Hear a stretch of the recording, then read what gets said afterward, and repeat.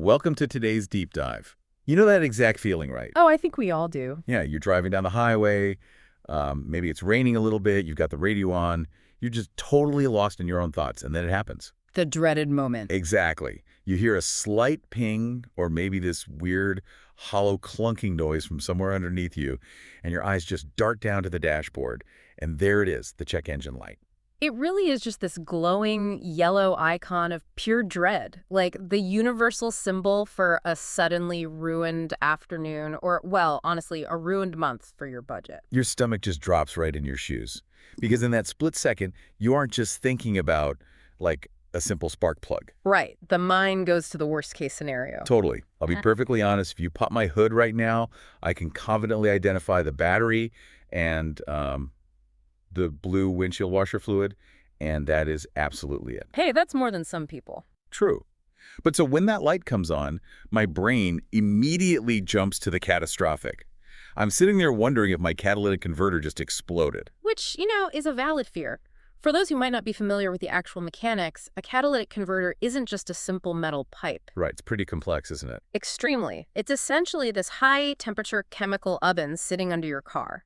It uses precious metals, literally things like platinum and palladium, to scrub toxic pollutants out of the engine's exhaust before they hit the open air. Wow, platinum. No wonder it's a big deal. Exactly.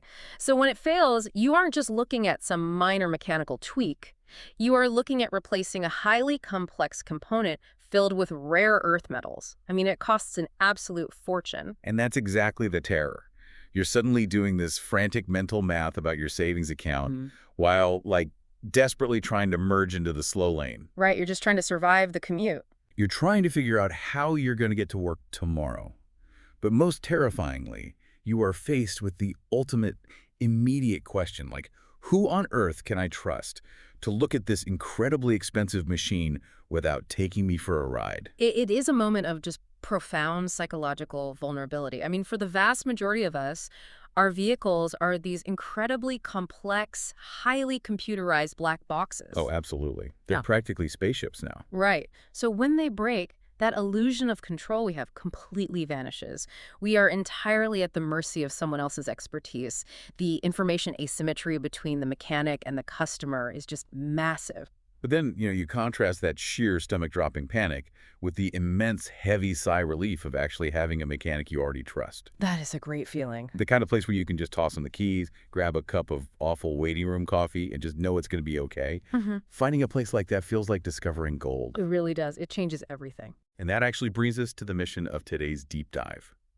We are going to extract the DNA of a successful, enduring local business to figure out exactly how they create and maintain that elusive feeling of trust. Yeah, we have a really fascinating case study to look at today. We're diving into the digital footprint, the web presence, and the verified customer reviews of a specific auto repair shop. Right, it's called Capital Tire and Muffler. Exactly. Right? Also known locally as Capital Tire and Auto. And they are located right on KY 44 in Shepherdsville, Kentucky. Plus, they have been operating since 1989. Which is a long time in that industry. It really is. Okay, let's unpack this. How does a local, independent brick-and-mortar shop not just survive, but actually thrive for over 3 decades in an era that is completely dominated by these massive, slick corporate chains with endless marketing budgets? It really is a classic David and Goliath business story. And, to understand their longevity, we can't just look at their balance sheets or, the square footage of their garage. Well, that doesn't tell the whole story. Not at all. We first have to look at the immediate emotional impact they have on their customers during those exact moments of crisis you just described. Because nobody goes to a mechanic for a fun, casual afternoon outing. I mean, you go because you have a problem. Exactly. You're already stressed. Right. And diving into their customer reviews from our sources, you really see this pattern of generational loyalty being forged in the fires of personal emergencies. Right. I was reading through the source material, and there's this review from a customer named Kayla Casey. Oh, the one with the Mustang. Yeah. She brought in her 2006 Mustang. Which, is a beautiful car. But being an '06, it's older. And that means it's highly prone to complex, often intermittent electrical or sensor issues. The kind that are a nightmare to figure out. Exactly. They are notoriously hard to diagnose compared to purely mechanical failures. Which makes Kayla's review really stand out to me. She explicitly noted that she had taken this Mustang to several other people first, and she was told the quote-unquote wrong things by all of them. That is so frustrating. Imagine the compounding frustration there. You're paying diagnostic fees at multiple shops, you're basically getting the runaround, your stress is just building. Then she finally brings it to Capital Tire and Muffler, and they actually figure it out. And then, you have Phil L's story in the sources, which kind of escalates the stakes even further in terms of immediate stress. Oh, the camping story. That one was wild. Yeah. Phil was on vacation camping at the local KOA. He was just driving around the area, and his truck just breaks down. Oh, man, that is a literal nightmare scenario.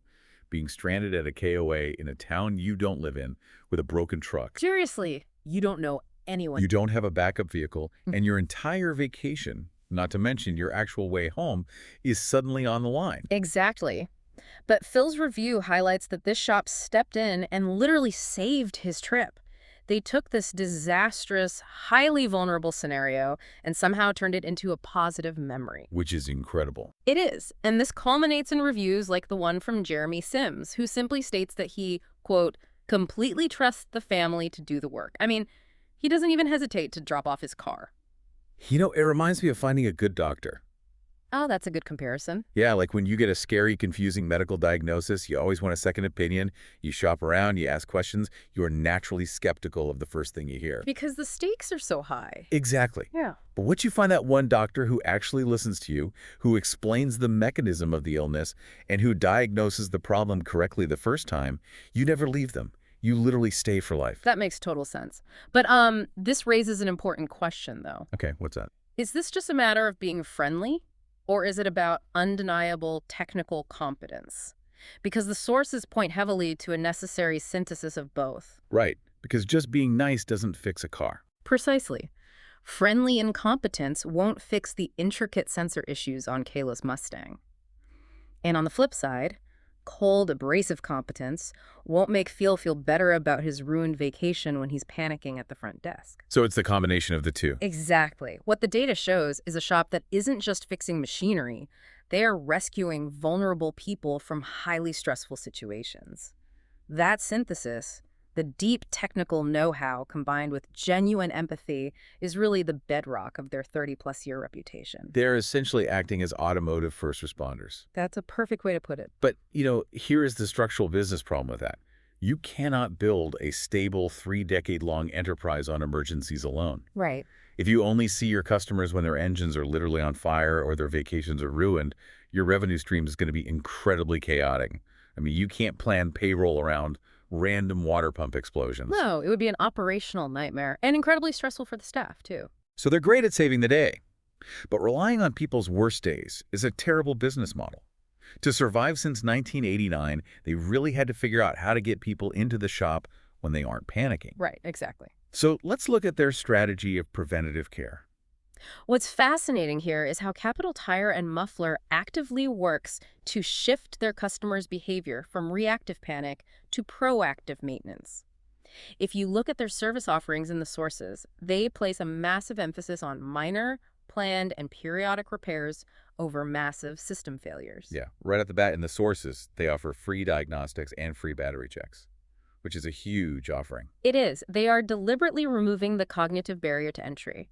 And once you are there, their focus becomes highly educational. How so? Well, they aren't just telling you to get an oil change because the little sticker on your windshield says so. They are actually explaining the mechanics of it. Their materials detail exactly what motor oil does. I noticed that they really get into the weeds of the science. It's not just, oil makes the car go. Yeah. Can you explain the actual mechanism they are trying to teach the customer here? Absolutely. So inside an engine, you have these heavy metal components, pistons, valves, crankshafts, just slamming past each other thousands of times a minute. Right. That creates immense friction and intense heat.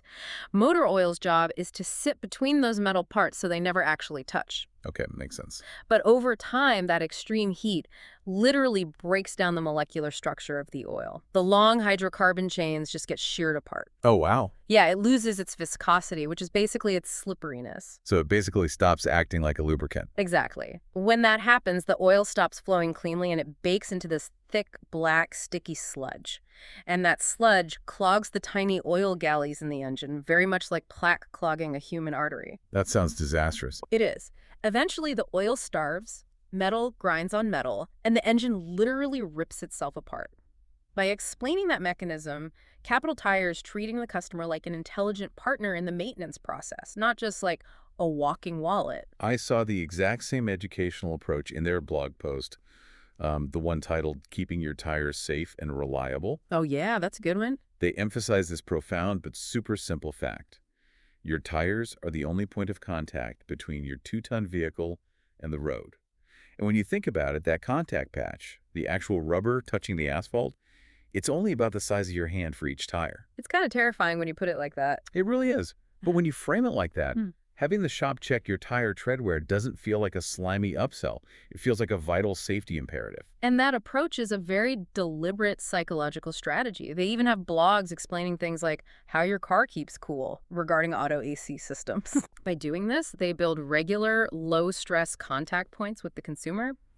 You aren't just seeing them when you are terrified. You are seeing them for a routine, affordable tune-up where you actually learn something new about your vehicle. They also emphasize the quality of the materials they use for this maintenance, too. Yeah. Like, they highlight using Napa replacement parts, and they prominently display Made in USA values. Yeah, those are strong signals. For the listener who doesn't know, why does calling out Napa parts actually matter? I mean, isn't a part just a part? Not at all. Napa parts represent a very specific, trusted tier of quality. Oh, okay. Yeah. In the auto repair world, you have OEM parts, original equipment manufacturer, which come straight from the dealer and are usually just astronomically expensive. Right. Dealership prices are wild. Exactly. Then on the other end, you have the Wild West of cheap, unbranded aftermarket parts you might find online, which could fail in 6 months. So where does Napa fit in? The Napa parts sit in this very respected sweet spot. They are strictly vetted to meet or exceed original factory standards, so they signal durability and reliability, but without that massive dealership markup. So it's just another signal of trust. Precisely. But I have to ask you about those free diagnostics we mentioned earlier. Let's look at the psychology of that. Yeah. When a mechanic offers to spend an hour diagnosing a complex transmission issue for free, that seems like a massive financial gamble. Is this just a loss leader? Well, it is a calculated investment rooted deeply in a psychological concept called the law of reciprocity. A law of reciprocity. Yeah, think about it. When a shop charges $150 just to plug in a scanner and look under the hood, the customer is instantly on the defensive. The relationship starts as an adversarial transaction. That makes total sense. You feel like you're already losing money before they even touch a wrench. Right. By offering free diagnostics, Capital Tire and Muffler is basically saying, we are willing to invest our highly specialized time in you before you spend a single dime with us. Oh, I see. It's like going to a bakery and they give out free samples. Sort of, but with much higher stakes. Right, yeah. Or maybe like a high-end contractor giving you a free, detailed architectural sketch before you sign a contract. It establishes immense authority, it proves that their blueprint works, and it completely lowers your guard before a single hammer is ever swung. That is a perfect analogy. It totally disarms the customer. It proves that the shop is confident enough in their eventual service that they don't need to nickel and dime you at the front door. It's an investment in lifetime value over a quick buck. Exactly. But offering great transparent service is only half the battle. Making it accessible to a busy, modern customer base requires a really delicate balancing act. It really does. I mean, you have a business that started in 1989. The world was drastically different then. How did they bridge that old-fashioned mom-and-pop service ethos with 21st century customer expectations? Well, they've had to adapt significantly to survive. I mean, the independent auto shop space is littered with the corpses of businesses that stubbornly refused to modernize and subsequently failed. But Capital has integrated modern convenience without losing their core identity. They really have. You look at their operations today, and they offer financing options for big, unexpected repairs. Which is huge. Yeah, and they accept Apple Pay and Google Pay. They have a fully functional online booking form on their website, and they even offer after-hours pickup and drop-off. That after-hours drop-off is a game changer for anyone working a standard 9-to-5 job who can't just, leave the office to go deal with a car. Yet, despite all of those modern digital flexibilities, they maintain a very traditional, almost old-school approach to accessibility in other areas. For example, Walk-ins are explicitly welcome. Which is incredibly rare these days. It really is. I loved reading David Mann's review about this in the source material. He literally walked in off the street without an appointment. Yeah, and didn't he say everyone was at lunch? Yeah. He noted that everyone except a guy named Mike was out to lunch. Now, in almost any other modern service business, that means you're told to come back tomorrow or go book online. Absolutely. But David says he still received service right then and there that was completely beyond their expectations. It's a perfect encapsulation of their culture. It's that fusion of the digital booking form with the willingness to just help a guy who walks through the front door. Here's where it gets really interesting, though. There is a very strict boundary they draw in their operations, which I find incredibly telling about how they manage their business long-term. Oh, you mean their hours? Yes, their hours. Specifically the weekends. They are Monday through Friday, Yep. 8 a.m. to 5 p.m., and they're completely closed on the weekends. Yep. But wait, I actually have to push back on this strategy.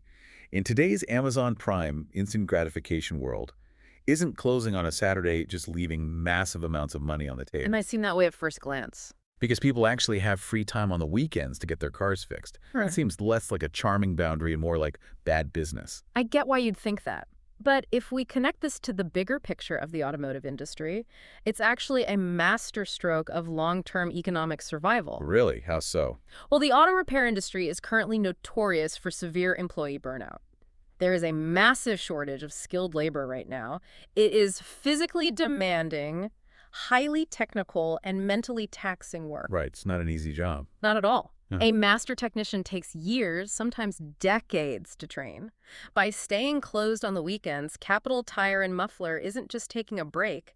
They are actively protecting their most valuable, irreplaceable asset, their certified technicians. Oh, so it's an employee retention strategy. Precisely. Think about it. The cost of losing a brilliant diagnostic technician because they are overworked on Saturdays far outweighs the marginal revenue you might make on some weekend oil changes. Wow, yeah, when you put it like that, it makes total sense. It proves that a local business doesn't have to be open 24 hours a day, 7 days a week to be profitable. Right. By utilizing the after-hours drop-off box and the online booking, they accommodate the busy customer, while the weekend closure ensures the staff comes back on Monday morning refreshed, loyal, and ready to do high-quality work. Okay, that makes perfect sense. It's a brilliant compromise between convenience and sustainability. Exactly. And that adaptability in their operations, balancing the old school walk-in with the new school Apple Pay, is perfectly mirrored in the actual physical work they do out in the garage. It really is. Let's look at the sheer breadth of their expertise and their diversification. This is where the technical competence we discussed earlier really scales up. They aren't just specializing in one tiny, hyper-specific niche of the automotive world. Right. They service domestic brands, of course, but they also specifically call out working on Hondas, Kias, and Toyotas. Broad coverage. Yeah. And the scope of the repairs is wildly varied. On one end of the spectrum, you have a review from Tim Payton. He dropped off his older car just to have the exhaust replaced from the resonator back. Which is a very specific type of job. I have to admit, I had to look that one up. What exactly is a resonator, and why is fixing it from the resonator back notable? Well, a resonator is essentially an acoustic chamber in the exhaust system. Yeah. Before the exhaust gas reaches the muffler to have the overall volume turned down, it passes through the resonator. And that's specifically engineered to cancel out those annoying, droning sound frequencies the engine makes at highway speeds. Oh, so it keeps the car from sounding awful inside the cabin. Exactly. Now, replacing the pipe from the resonator back to the tailpipe is generally a straightforward unbolting and rebolting of pipes. It's a standard, relatively minor job on an aging vehicle. Okay, so that's the minor stuff. But then you have Sandra Barger's review. Right, the Jeep. Yeah, she brought in her son's Jeep, and she specifically notes that the first time they came in, it was a, quote, big job. And looking at the sources, they do complex auto AC repair. Which involves all those pressurized refrigerant systems and intricate compressors, right? Exactly. Plus, major engine repair and complex transmission repair. That is the really heavy lifting of the mechanic world. And they don't just stop at individual consumer vehicles. Yeah, they don't. They also handle commercial fleet repair, which is an entirely different beast. It really is. You know, it makes me think of a highly skilled restaurant kitchen. How so? Well, it's one thing to be able to cook a beautiful, highly customized, intimate date night dinner for two, right? That's like patiently diagnosing the weird electrical gremlins in Kayla's 2006 Mustang. It requires finesse and personal attention. That's a great comparison. But it is an entirely different skill set to seamlessly execute a massive corporate catering gig for 500 people, where everything has to be uniform, standardized, and delivered on a strict schedule. That's their fleet repair service. Exactly. Being able to flawlessly execute both in the same garage is incredible. And from a macroeconomic standpoint, this diversification is the absolute hallmark of a resilient business. Think about the economic shifts since 1989. We've seen a lot. We've seen massive recessions, economic booms, and wild changes in consumer spending habits. If a shop only relies on everyday consumers, a local economic downturn can absolutely crush them. Because regular people will just delay major car repairs when money is tight. They'll just turn up the radio to ignore the clunking sound. Exactly. I've been there. Right. But commercial fleets like plumbers, delivery vans, local contractors, they have to stay on the road. Because those vehicles are income-generating assets for those businesses. Precisely. By securing those commercial contracts, Capital Tire and Muffler creates this financial shock absorber. They ensure steady, reliable revenue streams regardless of shifts in the local retail economy. So it insulates them. It does. It allows them to weather the storms that wipe out more narrowly focused competitors. It's basically a masterclass in risk management, disguised as a neighborhood auto shop. It really is. So what does this all mean? Why should you, listening to this deep dive right now, care about the operational strategies of a repair shop on KY 44 in Shepherdsville, Kentucky? Because it serves as a universal blueprint. Exactly. The markers of a truly reliable local business are completely universal.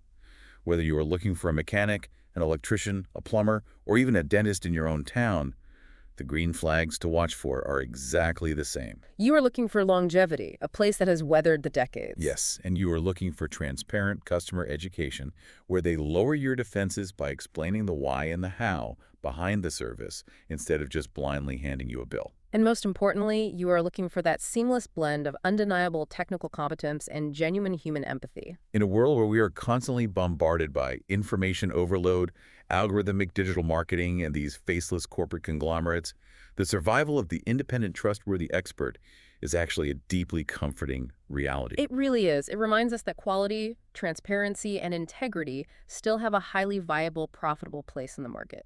It gives you hope that the businesses doing things the right way can still win. Which brings me to a final, provocative thought I want to leave you with today. Oh, let's hear it. Think about the local businesses that you frequent the most in your own life, the places you really rely on. Okay. If their shiny websites, their convenient Google Pay integrations, and all their targeted digital marketing simply vanish tomorrow, would their customers' word of mouth be strong enough to keep their doors open for another 3 decades? That is a tough question for a lot of places. It is. If you were stranded at a local KOA, or if your dashboard lit up like a Christmas tree on a rainy Tuesday night, would their past service be enough to make them your very first phone call? It's the ultimate test of a business's true worth. A test Capital Tire and Muffler seems to pass every single day. Because at the end of the day, when that check engine light pings and your stomach drops, all the digital marketing in the world cannot replace the profound relief of knowing exactly who has your back.